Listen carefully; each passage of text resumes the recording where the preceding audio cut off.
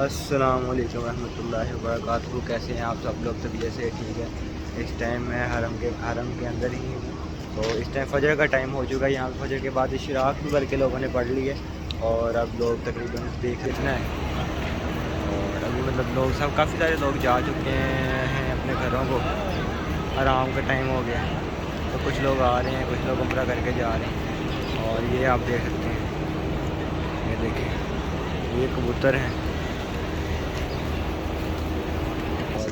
अभी आप लोग सबसे पहले तो चैनल को सब्सक्राइब करें, कमेंट करें, लाइक करें।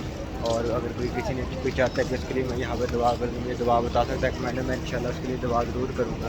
देखिए कितना खूबसूरत मंजर है। ये है, ये मक्का टावर है। ये अभी घड़ी यहाँ से नज़र नहीं आ रही है, थोड़ी पीछे मैं दिखाता हूँ।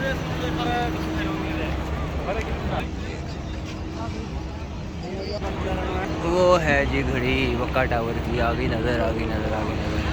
यहाँ बहुत सुकून है अल्हम्दुलिल्लाह की रहमत से। ये जो है वो सामने 88 नंबर गेट, 88 नंबर गेट के सामने। और हरम से मैं अंदर से हुआ है, ऐसा तवाफ़ वगैरह कर लिया था मैंने, मगर नमाज़ अदा कर ली थी। उसके बाद बाहर आए हैं, यहाँ पर बैठा हुआ था, इशराक पड़ी है अल्हम्दुलिल्लाह।